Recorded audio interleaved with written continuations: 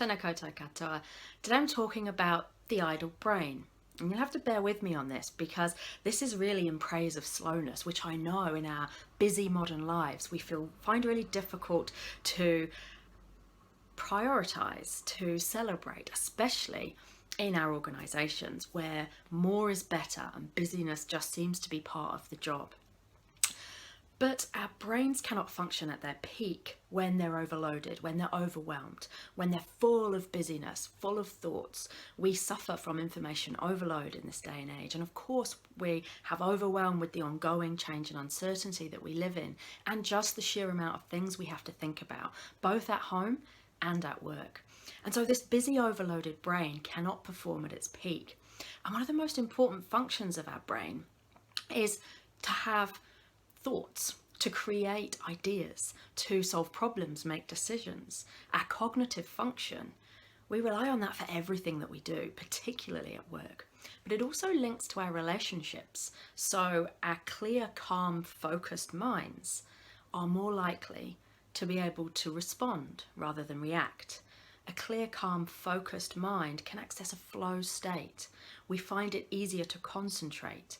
We perform better when our minds are calm, clear, and focused because, of course, we make less mistakes. We find it easier to solve problems, to make decisions. It's this space that we create in the brain that accesses this creativity, this innovation. Now, our brains cannot create, be innovative, or come up with these amazing ideas when they're busy. So we have these two different states, being and doing. And of course, we're very good at doing. Doing is the busyness. And we have been conditioned to believe that that is what makes us productive and effective.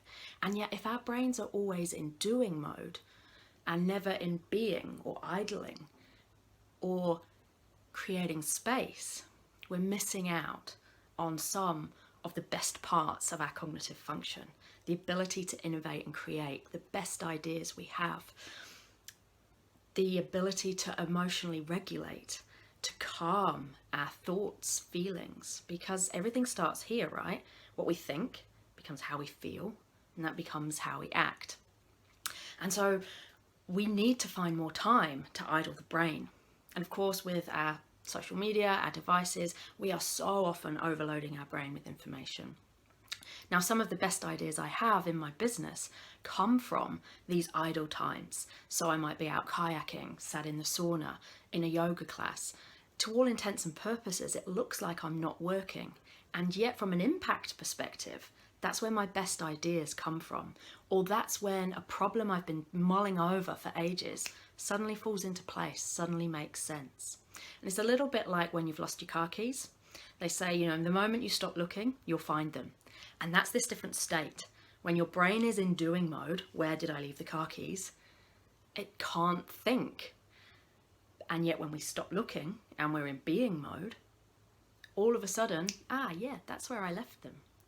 So when we spend more time in being mode, we access a different part of our brain. We improve our innovation, our creativity. And of course, for leaders, this is so important for strategic thinking.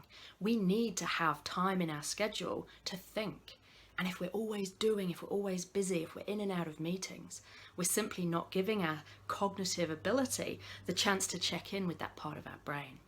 So whatever it is for you that you do to help your brain idle, to slow down a bit, it's often where your best ideas come from. So make time for it, prioritize it.